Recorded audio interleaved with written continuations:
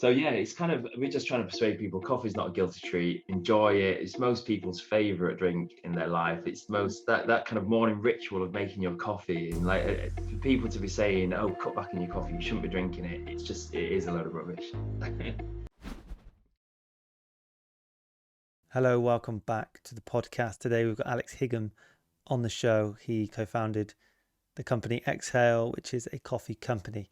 We really try our best to stay on the topic of coffee, but as you'll find out for the first 20 minutes, it's generally about barefoot running, living more natural lifestyle, and all other things conducive to health. He has a very powerful health journey that he does touch upon. I think we'll get Alex back on the podcast talking about that in detail and his journey to living, I guess, a more balanced life. Coffee's a big part of that. You know, we talk about coffee. This is a podcast about coffee, and I think it's got a bit of a bad rap in recent years. There is some sort of war on coffee because of the way we use it, perhaps, but because of the way it's so highly traded and highly processed. It touches many hands. There's many different methods of making coffee, and it's not all created equal. So with something that's so widespread and so many people and countries trade this commodity, of course, it's not always going to be the same. So we do dive into the health benefits. Expect to learn more about DECAF, the processing techniques of that, fasting and sleep, how that plays a part with coffee. Alex is a wealth of knowledge. He loves the science and he is passionate about making a difference to people's lives and doing things with integrity. So it's amazing when you get someone in a company who is making decisions based on that. I feel like I can have many different conversations with Alex about many different things. He's a very open book, and I'm sure if you have any questions about his coffee in general, he will be happy to answer them. Communicate with us in the comments below, hit that subscribe button, and I hope you enjoy the podcast.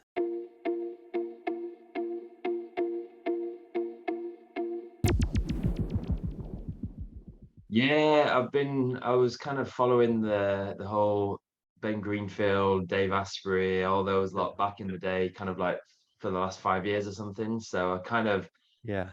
I got into all of that. I guess they'd call it biohacking, or just kind of a health, living a healthier type of lifestyle, and health optimization, for want of a better phrase, years Yeah. ago. And kind of started, like everyone does, jumping on every single fad out there and everything out there. And now I've kind of reined it in, and I've learned over the years that I think a more moderate, kind of more naturalistic kind of way is Yeah. much better. That's all you Then need, you really. then you realize, like, I need less things, not more things. Exactly. It's not all about the gadgets, and like, we get sent stuff like this. I don't know if you've come across these kind of things, and like What's all that? this, like it's an Altos meter, and it measures the CO2 levels in the room. And if it drops below a certain level, apparently it's not an optimum level of CO2 in the room for your brain to function. So it Uh-huh. kind of just alerts you to like open the door or open the window. But all of these like tech and gadgets and all these things that we've kind of that are on the market these days are basically just commercializing stuff that we should know already. That's been around for Yeah. decades, centuries, thousands of years. So It's so anyway, I'm funny, sure we isn't can it? chat about this on the Yeah. podcast. Well, we can just dive right in. It's just very free form. We just start it Okay. whenever it's recording. So, but yeah, it's interesting. Something came up the other day about, the kind of analysis in just specifically in football, when they're watching the computer and they're seeing how much this player moves and that player goes here and how many touches of the ball. And I'm like, all this stuff we would have known intuitively, but now with the tech, which is such a big Mm, metaphor, you're kind of losing that intuition and you just outsourcing everything to the machine. definitely, I think so. And like, I've kind of, I know you're quite into your barefoot type things as well, Yeah. and kind of like it's just a prime example of how over the years we've just kind of become so accustomed to a more comfortable lifestyle, and we're not giving our bodies the credit that it deserves. Like our bodies are way tougher than we give it credit for, and I guess the prime example was, so the last kind of 3 or 4 years I've been wearing Vivos and stuff, and then the last couple of years, I walk fully barefoot in our area, and like drop the kids off at school and nursery barefoot, which obviously in central London raises a few eyebrows amongst the other mums and dads. But then this morning I was walking back from the park, and we live next door to uh, an elderly Indian or Mauritian Indian family, and she was still in the garden, and they're very spiritual, very traditional. You know, you see them in the back garden every morning. They're kind of saying their prayers, they kind of ringing the bells and everything. And she does she does lots of barefoot walking in the garden. Doesn't really understand why she does it. You know, there's no kind of like, she doesn't do it because of earthing or grounding or any of these things. She Yeah. just knows because traditionally she's been taught to do it. Then this morning she told me off for walking barefoot through London, and she was just like, "You shouldn't do that. You kind of, you know, what if you step on something? What if your feet get dirty? What if this? What if that?" And I'm like, "Come on, like this is evolution. We're designed. Our feet are so strong. Just let it do it. Let them do their thing." Yeah. Yeah, it's so true. And the dirty, I'm like, what, is it any dirtier than a shoe? No, I'm like, exactly. Yeah, exactly. And like the only time I've stepped in glass twice, and it's been in my own back garden. Like the only times I've stepped on glass, it's been in my own yeah. back garden. That's it. Yeah, I run every other day barefoot, like 5K, just where I live. And yeah, maybe once in 3 years that I've actually cut my foot. And I'm like, Yeah, if that happens every 3 years, it's a pretty small price to pay for giving your exactly. body exactly what it needs. That's the next thing I want to get into. So I've been getting more and more into running over the last few years, and last weekend there was the kind of pinnacle. I did a 100-mile ultra marathon last weekend, and that was kind of the longest I've ran, and it was insanely eye-wateringly brutal. It took me 27 hours to finish it, and I was a bit of a mess by the end. But the next What event challenge was that? is the South Downs Way 100, so a Okay. Centurion event. But for the next thing or challenge, I want to get into barefoot running. So I've done Uh-huh. barefoot walking for years, but the next thing is barefoot running, which I think is kind of next level. So I'm gonna, yeah, take it back to the 5K short distances and very slowly build up. I think, presume Yeah. that's the advice, right? Yeah, 100%. It's Yeah. just tuning into the form, because it's Mm, there, but then mm, everyone, I guess, and one hand feels like they know, you don't need a running coach to know how to run. We all can run, but there's always things we can do differently. And because of the general environment which we're in, mm. we've our bodies have definitely morphed into unhealthy kind of patterns and stuff. Yeah. It's just it really is the environment and it's children, and then we have Yeah. these, we have to kind of, yeah, adjust that and just be more conscious of the form. So the form is obviously really important. But I had the last podcast I did was with Ed Paget, and he talked about how, and do you know what, I found this out also. I did a walk in Germany last week, and I had a bit of knee pain, and Right. essentially the pain, because I was barefoot, the pain just allowed my foot to understand that it's going to try and adjust. So like the pain, the discomfort of what you're feeling, is your body kind of signaling to you, okay, it needs more pressure there, or more kind of, yeah, Totally. it needs to shift its position. And then by Totally. doing that, the pain is kind of telling your body to move differently. And then you do that and the pain kind of goes away. So it's quite interesting how it course corrects kind of thing. Oh, God, I've found exactly the same. I've never heard of anyone talk about it in that way, but I've definitely found that I've been more in tune with where to put pressure on my feet to kind of mitigate and like, yeah, kind of like nullify any Mm. knee pain or niggles or hamstring pain. And kind of constantly through this 100-mile run, I went into it with a few kind of niggles, but then I just adapted my running form and like the positioning on my feet and where I was putting the pressure and where I was rolling. And then just, yeah, it just kind of kept all, any pains at bay really until the very end. And then it just Mm-hmm. everything. But Did, but for did most of the race. did you run in minimal shoes? No, so that's it. I've never run in minimal Uh-huh. shoes before, Uh-huh. so only ever walked. So every walk, hike, anything is in barefoot shoes. But then the running in it is the next step. That's Yeah. the next phase of my progression, I think, towards. Yeah. Yeah, yeah. But I I did. actually did I did a half marathon trail run at an event in October, and Tony Riddle was running in the same event, and he was kind of running in front of me. He was wearing these earth runners, I think they were, or some kind of sandals. So I might look into getting some of those. When was this? It was in October. just, I yeah, think he last might year. have been wearing, I don't want to announce it, but my friend has just, he's launching his own sandal, Okay. and it's very Running. in the, it's in the, yeah, running sandal. Oh, maybe And I'll wait for them then.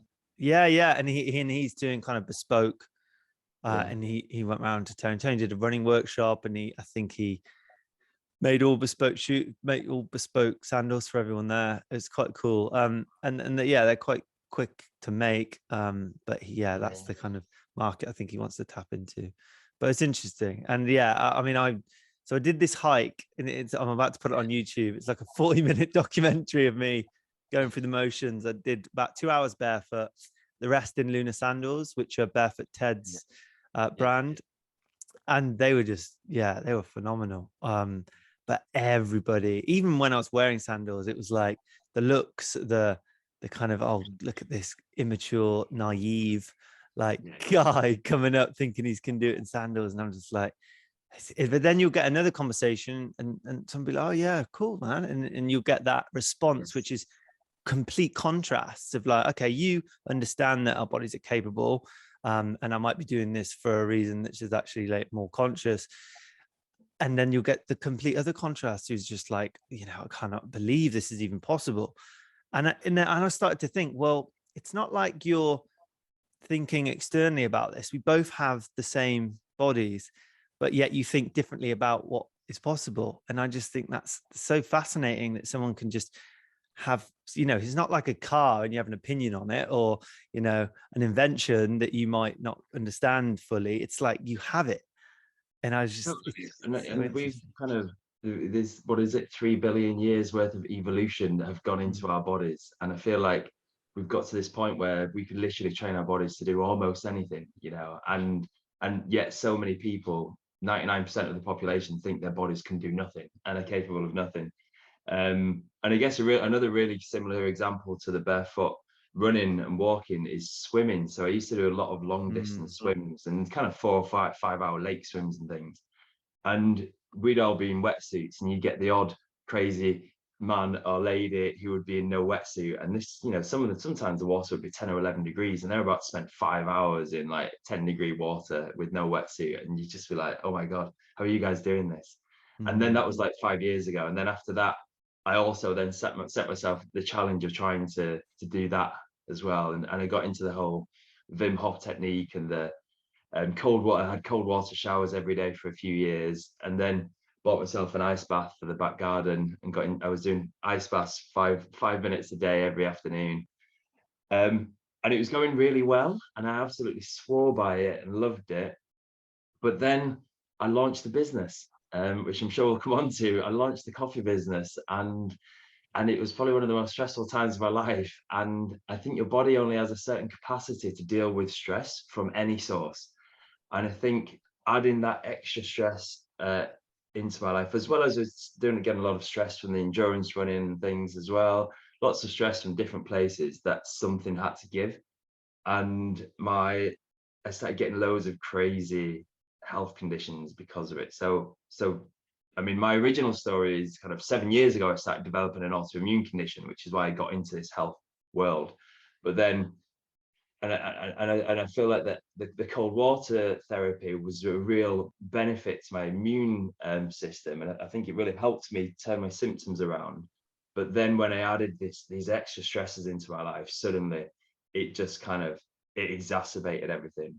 And I got really bad Raynaud's in my hands, really bad chilblains, like all winter. It really aggravated the arthritis in my fingers, so I had to stop the cold water therapy or cold water exposure, and I haven't managed to pick it up again since. So I think there's Mm. certain times, and like I'm sure there'll come a point where my life is all in perfect balance and equilibrium again, and then I'll reintroduce it. But at the minute, I need to be very careful, mindful of my total stress exposure, I think, which a lot of Mm-hmm. people don't consider. Like, and all of these things that you add into your life to be healthy, like intermittent fasting, and cold water and even barefoot walking, everything is a stress on the body.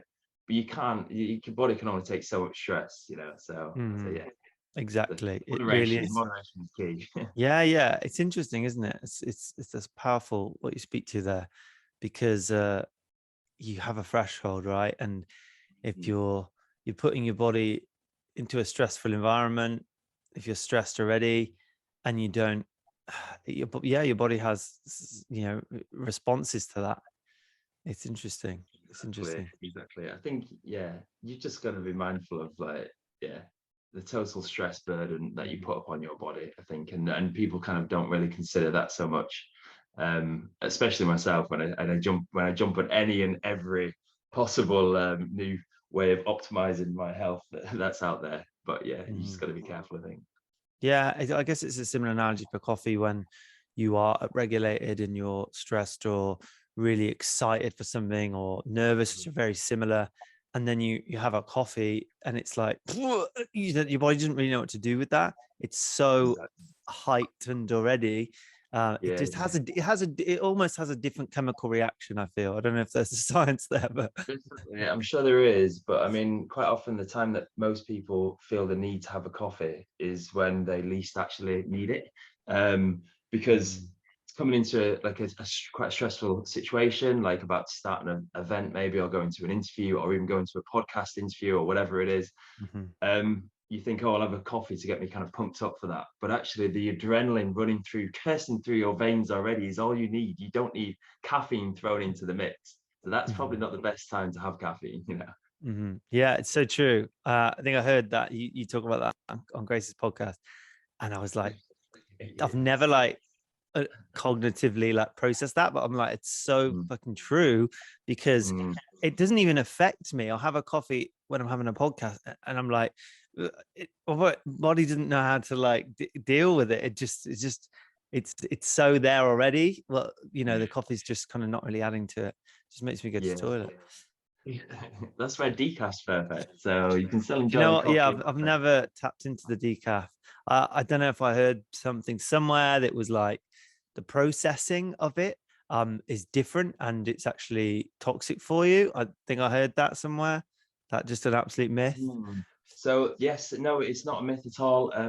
The traditional decaf methods did use, or most of the decaf methods out there use some kind of solvent, and some of them use some quite nasty solvents to extract the caffeine from the coffee.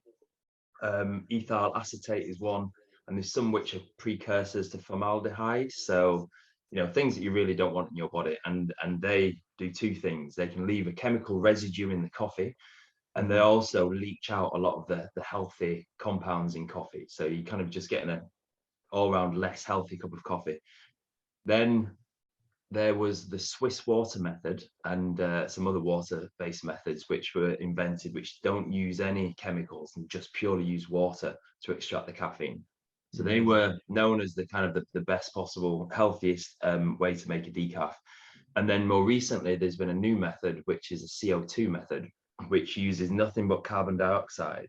And we actually switched to a new decaf as of about 2 weeks ago. So this is kind of hot off the press, which is CO2 processed, which uses no chemicals. So it's similar to the water process, uses no chemicals. And like the water process, it doesn't leach out any of the polyphenols and healthy compounds. But in some ways, it's better than the water process because water is in some ways of a shortage, and battles will be soon fought and lost over water Mm. supplies, and it doesn't use any water like the water process. It uses just CO2 under pressure, which is infinitely recycled and used again and again within this closed loop system. So it's kind of better for the environment in that way. So there are good decaf methods which produce a equally as delicious tasting cup of coffee and a pretty much as healthy cup of coffee. Yeah, I guess the science is fascinating because anything like this, I mean, it is the number one agricultural traded commodity in the world, right? And then it's like Mm, corn and soy. Uh, But it's so interesting because it's worldwide and you're gonna have a variation. You're gonna have different methods, you're gonna have different mm, laws, different regulations, just worldwide. And obviously as it comes from less developed countries. So there's challenges there as well. And when business gets involved, as you know, it's like when money does a lot of the talking, it gets quite complex very quick. Oh, and coffee is kind of there's a real murky side to the coffee world, the coffee industry, and kind of that's where looking for kind of the specialty grade coffee and fair trade coffee, and these kind of Yeah. certifications do become quite important in the coffee world, because yeah, it is like the number one. It's one of the top traded commodities globally, and quite often it's traded for a price which is lower than the cost of what it costs the farmer to actually grow the coffee, just because of conditions totally out of the control of the farmer, because of market conditions at the time. So the farmers end up getting less for their coffee than it costs them to grow it. So that's where fair trade comes in and sets a minimum baseline that farmers should get paid for their coffee. But it's still like it's just to cover their costs, kind of bare minimum. That's where Yeah. then if you start looking at the specialty coffee world, then you can guarantee farmers there are getting paid like 5 times the fair trade price even. So it's kind of on a whole different level again. But yeah, there's so many different sides to the coffee kind of Uh-huh. industry. Yeah, I hope that's coming in for avocados, because I think that's getting out of control as well. Like the chaos in the avocado world.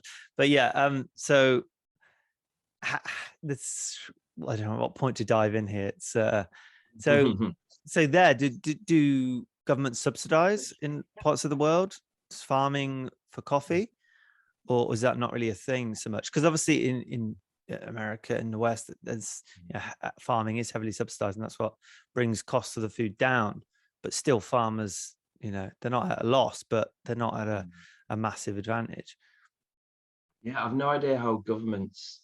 I don't know how governments are involved in the coffee world. I mean, I know it's such a big industry in some countries. It's kind of it's the biggest exports for some countries. So the government must be involved in some way quite heavily. But Mhm. I don't know how positive that or beneficial that involvement is. I guess it's different from country to country. But yeah, it's something I've not even looked at. Yeah, Uh, we'll get too political too quick. So the specialty coffee is one thing. If I'm mm, in a new city, I will type into my phone, into Google, specialty coffee. I don't know where I yeah, heard that. It seems effective. It's worked. yeah. What differentiates then, and what allows like Google to be certain places to be specialty and not? The specialty coffee is it's like the top quality, top level of coffee. So there's the Specialty Coffee Association, which is this global governing body on coffee. And if a farmer grows a coffee that they think is good enough quality, they can submit it to be scored and rated by the SCA, Specialty Coffee Association. And they kind of have a minimum benchmark in terms of the price that's paid to farmers and the quality and the amount of defects that are allowed in coffee. But the primary thing that they're judging it on is the flavor and the taste. So they have a scale out of 100. So they will judge your coffee out of 100, and it has to score over 80 to become a specialty grade coffee. And they have this way of scoring it. They have this score sheet where literally there's dozens and dozens of different things on there, metrics on there that you can score the coffee on and judge it on and give it a mark out of 10. And you add up all of these scores to get the total score out of 100. But it's so tightly regimented, and it's so like it's so detailed and thorough, this scoring mechanism, that someone in Indonesia could score the same coffee pretty much exactly the same out of 100 as someone in America or someone in Norway or someone anywhere in the globe, given that their individual palates and their tastes are all totally different. But this is such a good way of scoring these coffees, rating these coffees, that it's so consistent anywhere in the globe. And it makes a huge difference. It has to be so consistent and so thorough, because it makes such a big difference for the farmers. Because if it's classified as specialty coffee, then they get so much more for it.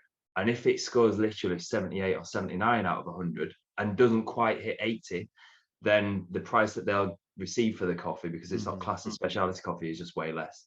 So it's really strictly regimented. So if you find a coffee that is specialty coffee, you can guarantee that it's going to taste really good. I mean, then it's in the hands of the roaster to bring that out, to kind of work with what the potential the coffee has. But you can guarantee it's going to be a good tasting cup of coffee, really. Yeah, here you go. There's a lot of potential in this. Please roast it well. I know, that's it. They're kind of putting a lot of trust in the hands of the roasters. And interestingly, we went to Costa Rica. So when we had each of our two children, we went in my wife's maternity leave traveling, and the second baby, we went to Costa Rica for 3 months of it, and we visited a few plantations over there. And over there, there's this law, this government regulation where I think it's something like 7 to 10% of every crop of coffee has to be kept in Costa Rica and sold to Costa Ricans or sold within Costa Rica. And then the rest is exported. So it's kind of a way of stopping all of the good stuff going to other countries, basically. However, the best coffee roasters aren't necessarily in Costa Rica. So I was visiting plantations which sell their coffee to the UK, to roasteries over here, and which are some of the best coffees in England. Then I was trying the Costa Rican version, which was roasted in some big industrial size roaster over there, and it just tasted totally different. So yeah, so the kind of roaster has a huge impact on it. So and then the brewing of it as well. So every stage, from growing the coffee to roasting the coffee to brewing the coffee, you know, like it's kind of, you've got to trust somebody at every stage to get it right. Yeah, and there's technology involved as well. Is the machines up to scratch, and Exactly. people what dialed it in correctly. I sometimes go in and go, "Have you dialed it in this morning?" And it just, yeah, it's a weird energy, isn't it, when you go into coffee shops? Because there's like this interesting barrier of like, you don't want to be a snob, and you just want to get a nice cup of coffee. But then if you ask any specific questions to the wrong person, it's really like obvious, and they're like, they have this like, you know, should I know that? Or I don't, it's not like, there's not like a blanket general, understanding. It does different. There's so much difference from place to place. I was in Stoke Newington yesterday, visiting some old places. Yeah, I used to live there, and I went around Church Street, and I couldn't find a good cup of coffee. I literally went in 4 places, and I was like, took a little gaze at the machine, and looked around, and I was like, no, I'm not going to spend £4 on a coffee here. But yeah, I was in Stoke Newington on Monday. I live just down the road in Seven Sisters. We probably should have done this in person. we should have. I did. I was on. I was on a bit of a tight window yesterday, but yeah. Do you know what? I saw your story, and I saw you said Tottenham Hale, and I was like, yeah. I went from Stansted to Tottenham Hale on like when was it? Monday, yeah. Okay, cool. No, we were down there on Monday. We had a nice little team day out down there, and we've been kind of collaborating with this breathwork company called Innate, who are hosting this month-long co-live. It's a breathwork themed co-live in northern Portugal, and those guys came and gave us a breathwork session, and then we had Kerry-Ann Payne, who's a GB Olympic athlete swimmer who is quite involved with our brand as well. She came and gave us like a little mini open water swimming session at West Reservoir there. So it's like a really nice little fun day out with a bit of breath work and a bit of open water swimming, and kind of amazing. I feel like that's what it's all about. I feel like you can be stuck in London, in central London, and you can still have those experiences, those innate experiences. Yeah, exactly. There's a lot going on. I kind of do miss it. I love just cycling around, popping up in different places, and feeling into the different kind of energies in those places. Yeah. But I think I'm healthy for it. I live in the northeast now, just on the coast. Whereabouts? Yeah. Whitley Bay, which isn't Oh, Whitby. nice. Very nice. Cool. I used to go to Newcastle Uni, so Oh yeah. I fell in love with surfing while I was at Newcastle Uni. I used to go to Tynemouth and Saltburn. Never quite made it down to Whitley Bay though. Yeah. Tynemouth is like, it's a good spot for surfing. It really is. You see people, even when there's no waves, people are just out. It's such a connective experience for people. I think there's just a lot of lads just like getting away from everything. It's good, man. Exactly. Definitely. So yeah, I wanted to ask you about the mycotoxins thing, because you used to follow Dave Asprey, because I know he got some bad press or slated on Joe Rogan, I think, for some dodgy. I didn't hear that. Yeah, this was a while ago, but he said like 70% of all coffee contains mycotoxins. And he was obviously leveraging his own stuff, which was like rigorously tested. But I think he's, I don't know if saying real specific things like that and blanket statements it can be dangerous.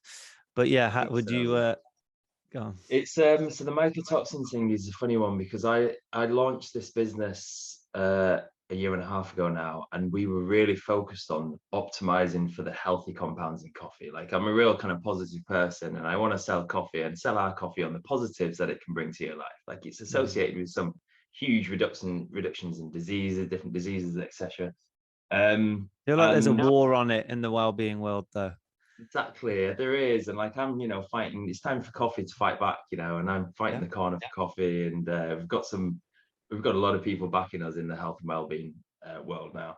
And most of our kind of process early on was focused towards optimizing the coffee for being high in polyphenols and antioxidants and the good things, while ticking the box of avoiding the mycotoxins and then some of the negatives in coffee. But I'd never really done too much research into whether it was an issue or not. I was like, let's just tick that box, people who care. Then recently, a few months ago, I actually did the research and did a deep dive into mycotoxins. And it's a funny one because he said 70% of coffees have mycotoxins. It's probably 100% in reality. Like, the 100% of the world has molds and mycotoxins just floating in the air. Like, it's just, these things are omnipresent. They're everywhere. They're surrounding us. Like, every surface we touch probably has some spores of some kind on it. And like, to low levels, like if it's kind of kept in this nice low level, which it should be, then our livers are very capable of cleaning all of that kind of stuff out of your body. And unless you have some serious health conditions, low level exposure is perfectly normal and it's part of everyday life. However, high level exposure can be an issue. And with coffee, so I did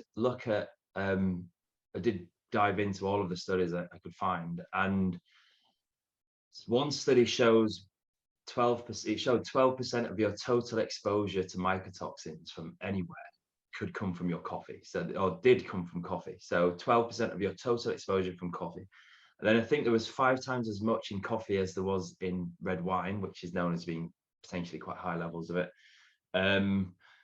There was another one which, so the government set safe guidelines for levels of mycotoxins in your food and things to protect people. But in reality, it's just not enforced. No one's going to go to the supermarket and test every single bag of coffee there.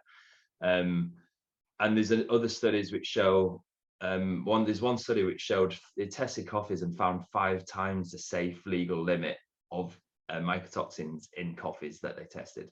So, there's way more than the safe legal limits in these coffees. And coffee can be quite a bad source of them. It can be. And like, I'm quite reticent saying that because I really still do prefer to focus on the positives of our coffee, but it could potentially be an issue in coffee. I think in reality, if you buy a freshly roasted coffee and freshly grind it yourself, then your exposure is going to be pretty minimal.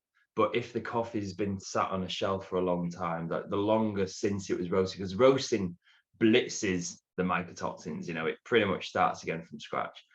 So, but the longer you leave it, the more you open it, leave it exposed to air, whatever, the more chance of contamination there is. So it is something that we should be all mindful of. I think I've concluded. Yeah.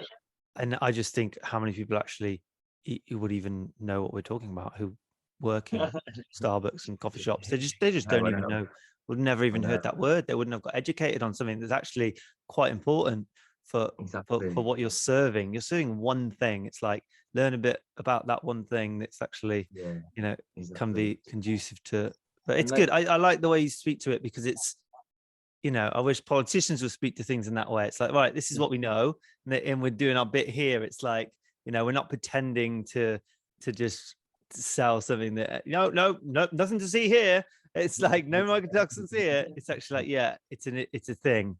And I think for me, because I've come at this through my own health issues. So I mentioned before, I was developing like an autoimmune condition, and I basically went through a phase of being afraid of pretty much every food in my diet. I cut everything out from one point or another until the amount of foods that I could eat was just so limited that really, like, going for dinner with me just wasn't fun at all. And I was like, genuinely, like, everything I'd eat, I'd be terrified of. And then over the years, I kind of started moderating that and started getting things back on track again. And now my diet, I pretty much eat everything again now. And my health is actually a lot better for it, because I've realized it's not any one food that's causing this. but I've realized how much kind of unhappiness it can cause people to be afraid of things, and it's up to brands to not scaremonger people and to kind of be honest about things. And it's like sugar's not the demon that it's made out to be if eaten in the right quantities and the right types of sugar and these kind of things. And it's like mycotoxins, they're not in the quantities that they should be in our lives. They're not evil. It's kind of, they're just like a molds and things. It's kind of, I just don't want to scaremonger people. I don't want people to be afraid of things that they shouldn't be afraid of, because I've been there and it's not a happy place to be. And overriding all of this is just being happy in life. And like, if you're happy, then you can probably eat a lot more mycotoxins in your diet, so your body will be fully functioning and you'll be able to deal with the mycotoxins a lot better. It's the reality of it. It's so true. It's so true. You see that it's your relationship to life. If you're worried and constantly on edge and questioning everything and living in more of a fear state, then that's going to affect your biology. It just has direct impact on your genes. Like your metabolism and everything. Like, I had such bad gut issues and stomach issues, and like, but they're all kind of anxieties and those kind of things. Mental health conditions are so intrinsically linked now to your stomach health, and I don't know which one comes first, whether it's the bad stomach or the bad mind. I don't know, but it's also linked. And if you can kind of solve one, then I think the other one will follow, kind of. So yeah, it's restoring that kind of that happy, that enjoyment of food. And that's why we're trying to promote this positive message that coffee isn't the guilty treat people think of it as. That's the biggest thing that we're trying to overcome. It's not a guilty treat. It is unequivocally linked to so many more health benefits than negatives. And literally the only negatives that people talk about these days is to do with the caffeine. And if you want to cut caffeine out, that's fine. Just, there's ways to do that. You can just drink decaf, or we actually drink half caff in our house in the afternoon. So we mix half caffeinated and half decaf to kind of get a little bit less caffeine. But if you can tolerate caffeine, which is down to your genes, then caffeine itself is seriously healthy. It's so protective of the brain and the liver, and you kind of don't get a lot of those things with the decaf.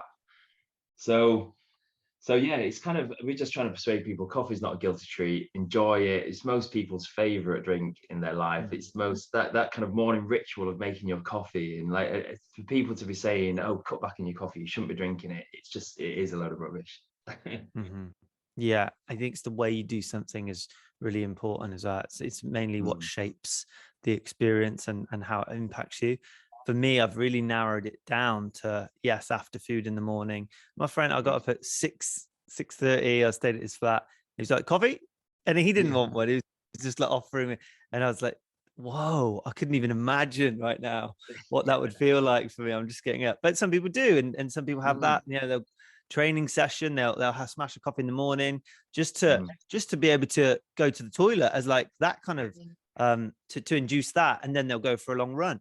It's it's different from person to person. For me, after food, 11 to 12 is generally the sweet spot for me, and then that's it. I don't crave anymore. I don't feel like I need any more after that.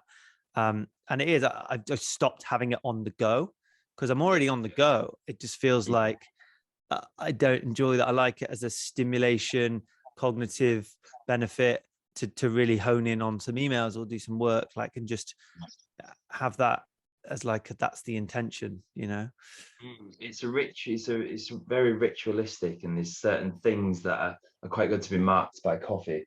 And also kind of like a bonding thing, like your friend who woke up in the morning and offered you a cup of coffee. It's kind of like, I think, go back 5 or 10 years, and like, I've spent a lot of time traveling the globe, and we've spent like over 5 years traveling, and to like every corner of the globe, and like so many countries I've been to, having a cigarette is just such a bonding experience with a local. And they'll be sitting in a bus station in Indonesia, and there'll be a guy who will offer me a cigarette, and kind of after a while you feel bad saying no, so you just go, right, okay, come on. And you kind of like, you end up having a cigarette with a local, and you kind of bond over that cigarette. And coffee is exactly the same, even though coffee is a healthier version of that. But it's kind of, it's another one of those things where you sit and have a coffee with somebody, and it's a ritualistic bonding experience, I would say. Yeah. I found out this morning that Companion, the root of that word in Latin means to share bread. So it's like you share that experience with someone. That makes And sense. Yeah. how do we connect best? It's like with food, or some people it's cigarettes, but yeah, it's so important. It's so innate to have that experience and share something while you do it. Yeah, Definitely. No, definitely. did you listen to the Matthew Walker? Obviously he's been on a few big podcasts about why we sleep, the book. So I want to dive into I don't know who Matthew Walker is. Who's do you Matthew know Walker? he No. wrote Why You Sleep, which is Okay. like international bestseller about Okay. sleep, just and all the science around it and stuff. Okay. But he said this, and I'm going to quote because I think it's quite interesting. It speaks to obviously coffee. He had like a big section on Rangan Chatterjee's podcast about Okay. coffee and sleep. So he said 1 dose of coffee in the evening decreases the amount of deep sleep by 20%. You would normally age by 15 years to produce that type of deficit in your deep sleep, or you can do it every single night by having a coffee. Because I mean, he talks who has about a the coffee before bed anyway? Who are these crazy people? thing is, I think it used to be a thing, like maybe Mm, 90s, or like in the evening you go around someone's.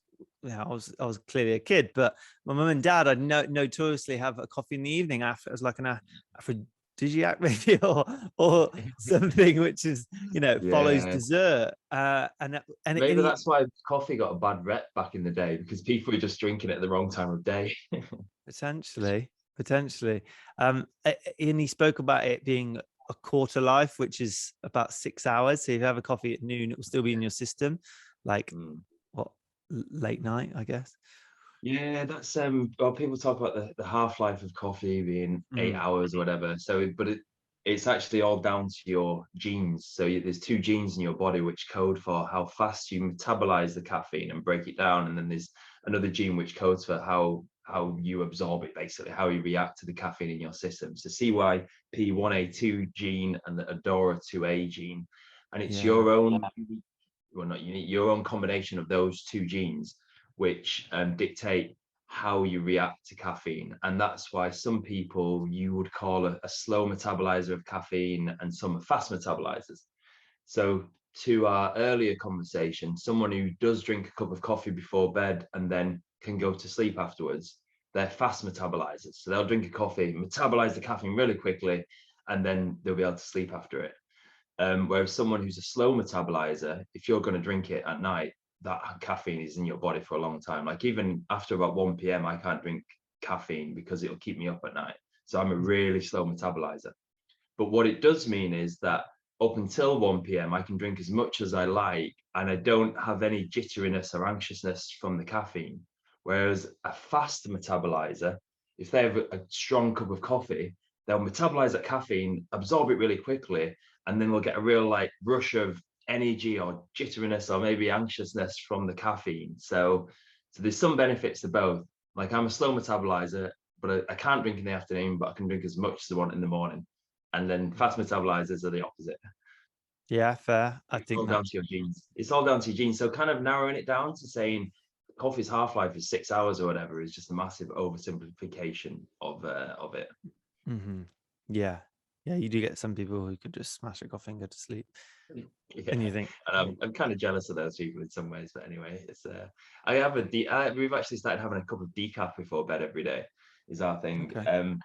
Because there's loads of health benefits around that. So a lot of your listeners are probably into intermittent fasting, and it's quite Yeah, I kind wanted of to touch on that, and coffee, fasting with coffee, even so over like intermittent. 3 day, what you generally do, water fast. Coffee does have calories, I believe. So no, not sure. Maybe not. Not I really. don't think I Cool. don't think black coffee has Uh-huh. calories. I don't think. But there's benefits to adding coffee into your fasting protocol. So the benefit, the key reason why your body benefits from fasting is something called autophagy, and you're probably familiar with autophagy, but it literally means autophagy means self-eating, self-consuming. It was discovered by a Japanese scientist who I believe won a Nobel Prize for it sometime in the last 10 years. And it's a process where after your body is fasted for 12, so roughly 12 hours, give or take, or more, your body goes into an autophagic state and starts consuming the old, dead, shitty old cells in your body, and then eventually replacing them with new healthy cells. So it's a really good process that you want. So you replace the old cells with new healthy ones. That's autophagy, and that's why fasting is good for you. So coffee has actually been shown, as a study in 2014, which shows that caffeinated coffee and decaf coffee accelerates your body moving into autophagy. So you, in theory, would benefit more from that overnight fast, because instead of taking 12 hours to get into autophagy, it might be less than that kind of thing. So we have a cup of decaf before bed to actually support our fasting, our overnight fast, which is yeah, something that probably a lot of people don't consider when thinking about coffee and fasting. But yeah, then I guess the calories thing, thinking about that point, I guess the only thing that I've never read anything that would make me convinced that coffee has any calories in it. But the only time perhaps it could have some calories is if you are really worried about it, maybe you could use a filter paper, because coffee has quite a lot of oils in it and fatty acids. So if you use a filter paper, it filters out all of those oils and fatty acids and stuff. So you're getting a really kind of more tea-like cup of coffee. And that's, that's definitely no calories in that. I think if we look to history and in the spiritual world of where fasting really was like cemented, I guess, they would have always had tea or some herbal drink. It would have never just been water. And coffee is very similar to that, really, isn't it? And I think I've heard also it can burn more fat. It can burn fat a lot quite quicker. Yes, yeah. So for athletes, there's lots of benefits to drinking coffee. Like it's a real kind of seriously important part of my training. And one of the reasons that they say coffee could be good for athletes is that it makes your body preferentially burn fat as a fuel source.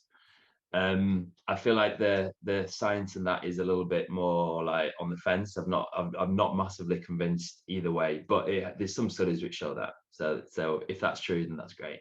I know there's a lot of coffee companies out there which are jumping on that and kind of talking about coffee as a diet supplement to help you, and these companies selling their coffee as a diet supplement kind of thing to help you burn fat while dieting, which I just think yeah, again, the science is just it's not convinced me yet. Yeah, fair. So we could go off in different directions here with the kind of ultra running and stuff. I'm really trying to keep it on track.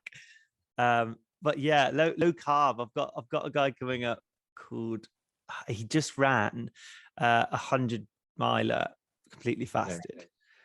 Yeah, okay. Have you heard about this guy? He's like smashing records in America. He's coming on, and I'm going to talk about kind of the spiritual aspect of it. Tap into that. I'm not a running podcast or fitness or anything, but he's called the low carb runner. And obviously, a few people do this, but then a lot of people think it's just dangerous and it shouldn't be done, or it works for a short period and then you've kind of suffering. I do all of my runs fasted except any kind of long runs. Basically, anything up to 2 hours I'll do fasted. So all of my running is first thing in the morning. I'll wake up, have a double espresso, and then go for a run. And I'll never eat anything before. And kind of up to 2 hours, I'm fine. And then I've just never massively pushed it beyond that.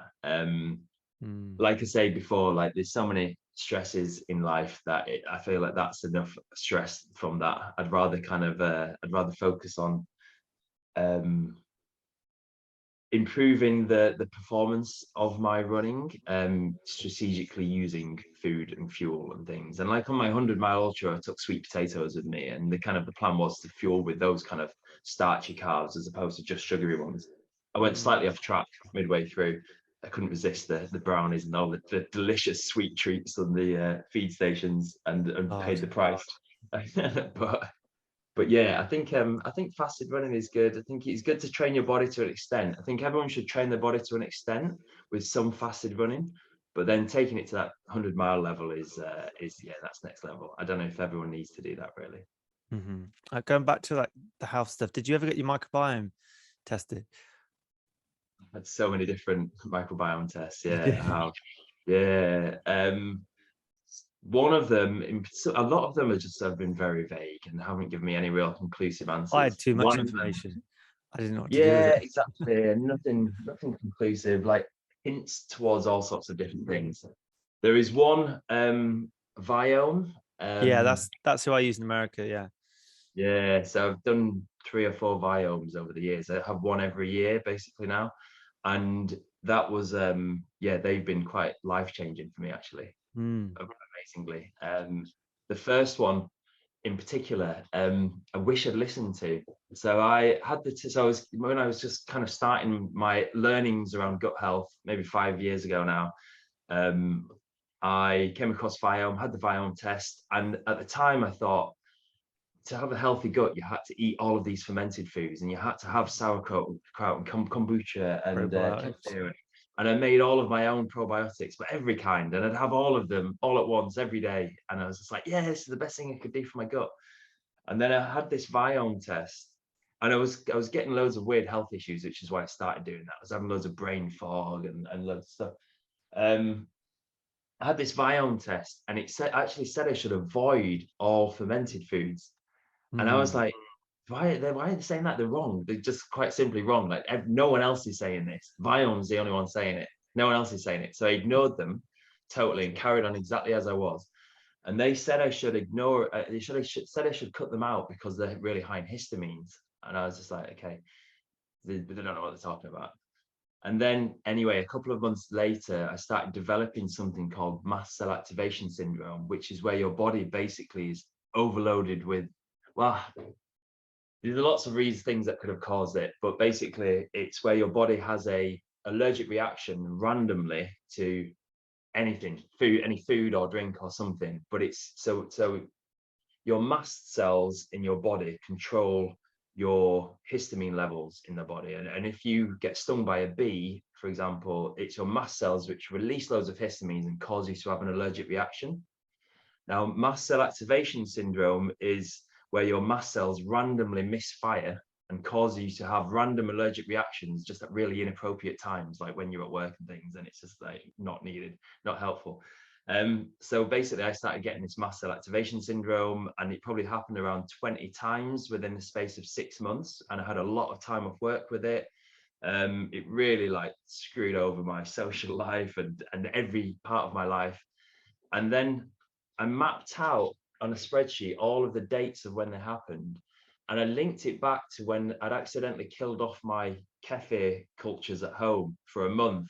And I didn't have any for a month when the mast cell activation syndrome didn't happen. And I was like, that's really weird. And then I remembered the Viome test.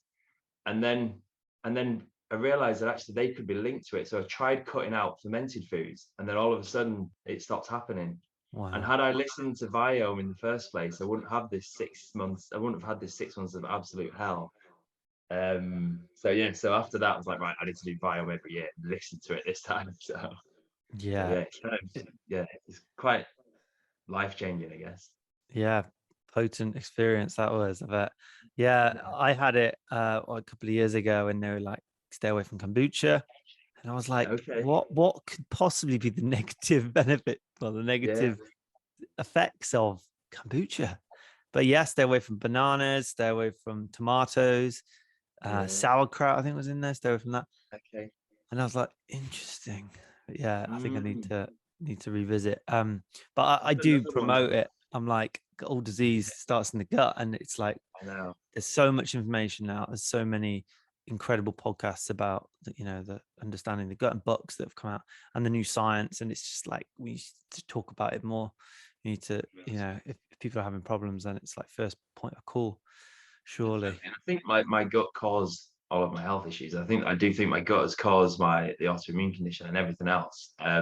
But I think the way to solving it wasn't just through eating lots of fermented foods. It's not as simple as that. I think it has been oversimplified in many ways. And the other interesting Viome that I had was last January, so a year and a bit ago. and my stomach had been getting more and more painful, and it had just been ramping up through the year. And then I had this Viome test, and my stomach was so bad that some days I'd wake up and I literally couldn't get out of bed until the afternoon because I'd been crippling pain. And this was while we were launching the business, and we'd have, we used to run the business from our house. So we'd have up to 8 people working in our kitchen, packing coffee and stuff, and proper like lockdown startup hustle. And some days I'd be in so much pain, I'd be in the bedroom upstairs, kind of passing messages to Kirsty, my wife, who'd be going down and telling the team something. And it was like, it got so bad. And then I had this Viome test, and the Viome test said, I need to cut out a load of like all the farty vegetables and farty legumes and things, basically the ones like cabbage and sprouts and chickpeas and lentils and all these things that you kind of traditionally think of as being quite gassy. But all those were things that had been adding more into my life. And I had like an Odd Box or a Riverford subscription. And then through the winter, it's literally just, you just get bombarded with root vegetables. And that's kind of all I was eating. And it seems like my stomach just wasn't handling it at all. And Viome said cut them out, and I cut them out, and literally overnight my stomach was solved, and I was totally fine. And I think I realized that, like, growing up, I'm from a really simple northern family. Like our diet was like meat and not even two veg, like meat and carb, and that's it. And that's what my stomach is just really comfortable digesting, and that's what I really enjoy. And I was trying to change that when I probably shouldn't have done. And then I just went back to what I've traditionally eaten all my life, and now I'm so much healthier and happier and fitter because of it. So it's nuts. I would never have thought of that without Viome, I guess.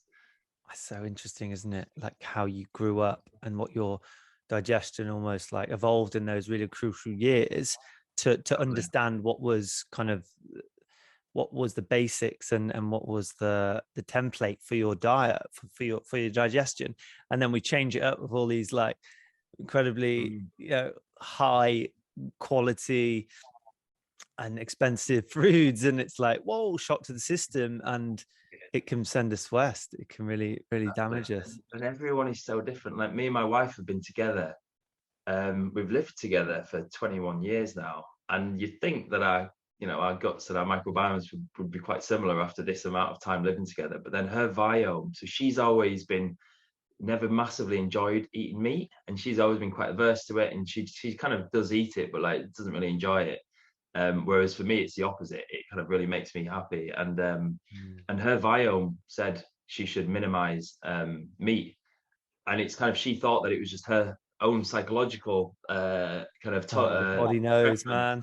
It's nothing to do with her. It's all, it's her gut. It's those little bacteria in her stomach telling her that she shouldn't be eating meat. So it's Yeah. just so funny, and we're so different. Yeah. Back to what we started on, we've come full circle with the losing the sense of ourselves and the intuition. Intuitive eating is like what everybody's talking about these days. It's kind of, diet dogma needs to be left behind. There's no one diet fits all. Like, and you Yeah. kind of, same with drinking coffee, but like, what you should and shouldn't be eating, like what your body reacts well to. And it's the same with coffee. If you know that you can't tolerate caffeine, don't drink caffeine. I'm not here promoting a healthy coffee saying suddenly start drinking it now, but drink decaf if you've only ever been able to drink decaf. And it's the same with food, same with anything. Like, just be more intuitive, and just don't be so quick to listen to everyone else that's out there promoting their own cause, their own business, their own whatever.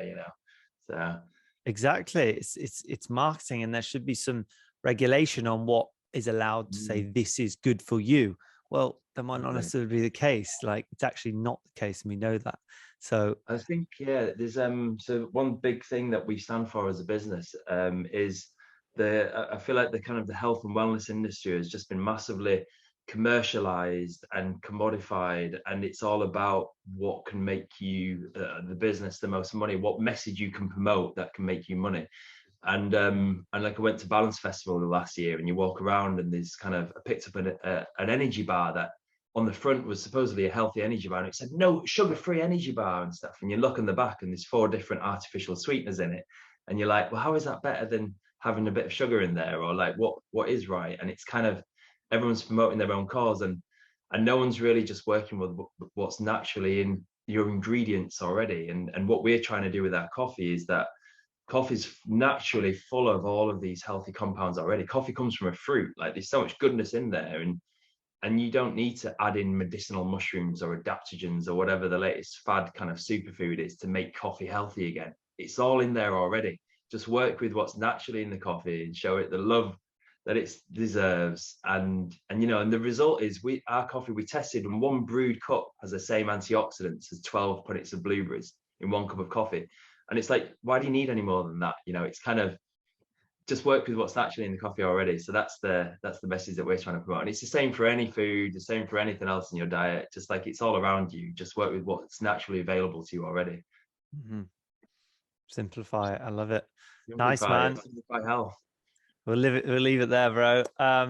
Let's yeah. I'm happy to obviously spread the message, because I do love coffee. I've gone through the phases, but when you're looking forward to it in the evening of the day before, and you're like, yeah, I'm really excited about my cup of coffee tomorrow. And it's just a great feeling. And sometimes that's like contradicted in what's mirrored, well, not mirrored, but what's reflected in society, and the labels we've got around certain things. And it does affect us, but you just have to sit with it and just tune into what is the true feeling of, like, the authenticity behind, do you like this thing? Okay. Is it having effects on you? Are you in control of it? Are you conscious about when you do it, etc.? It's a great thing. And yeah. Definitely. No, I think it's good. It's a good philosophy. Yeah. Where can people find you and grab a bag? You got a discount, right? 50% off a first bag, I believe. Yeah, I have. I don't have the code to hand, but maybe you can share that in the show Sure did, notes yeah. afterwards. Yeah, unless you remember it. But yeah, our website is exhalecoffee.com. But check out our Instagram. That's where all the fun happens. That's where the heart and soul of the business is, on our Instagram, which is your exhale. And yeah, you can kind of get what we're all about there. Just yeah, exactly. You get a real flavor for the business there. Yeah, I feel like it's a lifestyle brand as well. It's moving in that direction. Exactly. I've kind of, because I was an accountant for 15 years before coming into this, and I've always worked in these big faceless FTSE 100 companies, and it was as much that I wanted to create the perfect business that I would want to work in. I gave up trying to find that job and find that company elsewhere, so I thought I'd create it myself.